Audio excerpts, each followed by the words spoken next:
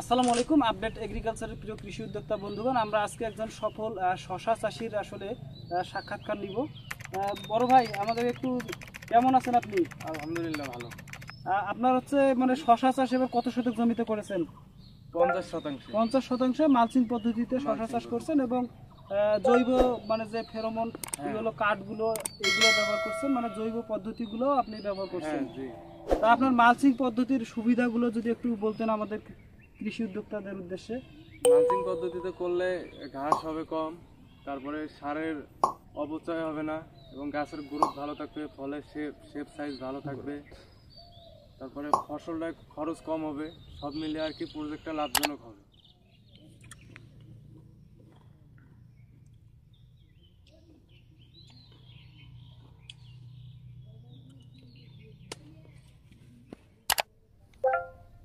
দর্শক, আমরা আসলে এতক্ষণ আসলে তুহিন ভাই বা আমাদের কৃষি উদ্যোক্তার পরামর্শগুলো শুনলাম।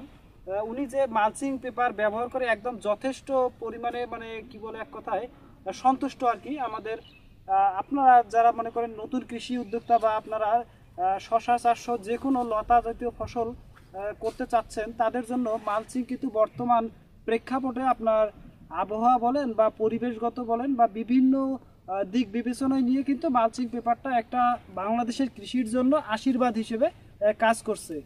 আমরা এই যে এই শশা বাড়ির মানে শশার যে জমিটা আছে, এটার দিক থেকে যদি আমরা চিন্তা করি, তাহলে আমাদের এই যে মালচিং পেপার যে উপকারগুলো করতেছে, প্রথম দিকে মালচিং পদ্ধতিতে শশা চাষ করায় যে আমাদের একটা যে প্রথম আপনার যে উপকার, সেটা হচ্ছে রাসায়নিক সার জৈব সারের অপচয়টা রোধ হচ্ছে। এখানে সূর্যের তাপে রাসায়নিক সার নষ্ট হচ্ছে না, বৃষ্টির পানিতে ধুয়ে যাচ্ছে না, এবং ক্ষতিকর যে আগাছাগুলো হয় আমাদের জমিতে সচরাচর, এই আগাছাগুলো উঠতে না পারার কারণে আমাদের কিন্তু জমিতে পর্যাপ্ত পরিমাণে সারের সরবরাহ নিশ্চিত থাকতেছে, যার কারণে আপনারা দেখতে পাচ্ছেন যে এত সুস্থ সবল শশার গাছগুলো কিন্তু আমাদের মানে তৈরি হতে পারতেছে।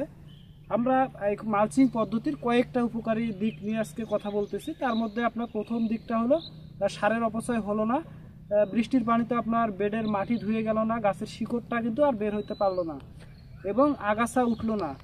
এটা একটা। আর একটা বড় দিক হলো আপনার মানে অতিরিক্ত পোকামাকড়ের আক্রমণ থেকে কিন্তু মালচিং পেপার ফসলকে রক্ষা করে। আপনারা যদি মানে কিভাবে রক্ষা করে, তাহলে আপনার দেখবেন যে মালচিং পেপারের একটা পিঠ হলো সিলভার কালার, সিলভার কালারটা উপরে থাকে, আর সূর্যের আলো যখন সিলভার কালারের পরে তখন কিন্তু আপনার প্রতিফলিত হয়ে পাতার নিচের দিকে একটা আলোর ঝলকানি সৃষ্টি করে, যেটা আপনার শশা গাছের পাতার নিচে পোকামাকড়গুলোকে মানে থাকতে আর কি বাধা প্রদান করে। তো সব দিক বিবেচনা করে বর্তমান কৃষির প্রেক্ষাপটে যদি আপনি ভালো ফলন চান, আপনার চাষাবাদের নিড়ানি খরচ থেকে শুরু করে সারের অপচয় থেকে শুরু করে আপনি যদি মোটামুটি একটা কম খরচে স্মার্ট বা আধুনিক চাষাবাদ করতে চান, তাহলে মালচিং পেপারের কোনো বিকল্প নাই।